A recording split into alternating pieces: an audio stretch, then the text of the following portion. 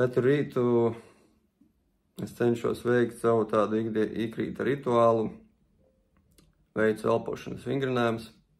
Pēdējā laikā tie ir diezgan aktīvs veicu Vima Hofa vingrinājumus, bet tas var būt jebkurš cits. Gan box breathing, tur 4 sekundes ielpa, 4 sekundes aiztura, 4 sekundes izelpa un tad 4 sekundes atkal un tā pa riņķi vai 4-8, nav svarīgi. Jebkuru elpošanas vingrinājumu es sāku katru rītu, tad es eju augstā dušā, un tā es iegūstu ikrīta tādu dabīgu dopingu, ja tā var teikt, jā, bez kafijām, bez kaut kādām tur cigaretēm vai es nezinu, vai vienalga ko. Šis ir tas, kas man dod to tādu apņēmību, tādu spēku, enerģiju uzsākt šo dienu, iet kaut ko sākt darīt. Iesaku jebkuram, viegli nav, tas jāpadara par tādu ikdienu, tas gluži tā kā aiziet uz toleti, jā, tas tā arī šis būtu jāpadara par pašsaprotama lietu, kā zobus iztīrīt. Un jāievieš savā dzīvē, viegli nav, bet, kad tu to izdari, tad tu pats sāc mainīties, sāc palikt tāds pārliecinātāks par sevi.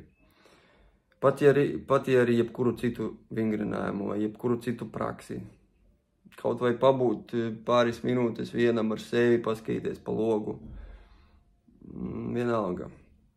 Bet ir jāvelta kaut kāds laiciņš sev no rīta, jāsagatavojas šai dienai, lai var iet,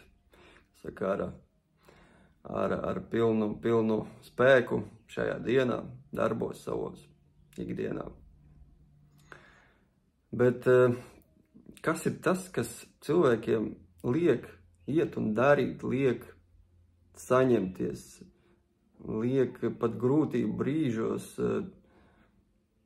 nepadoties?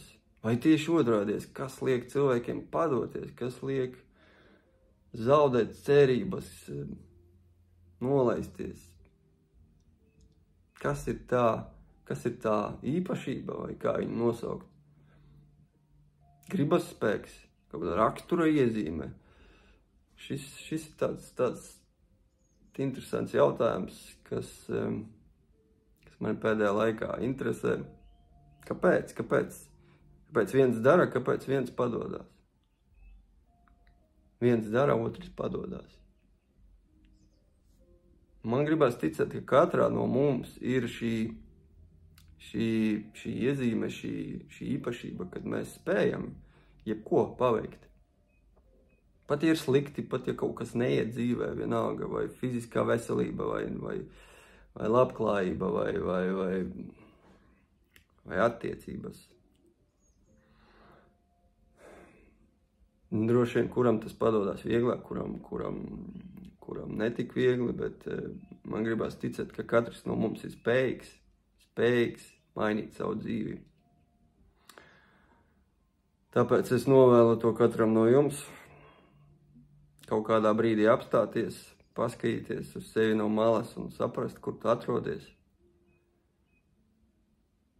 Vai ir kas jāmaina savā dzīvē vai nē. Un tad vienkārši spērt to pirmo soli, kas ir laikam pats smagākais, bet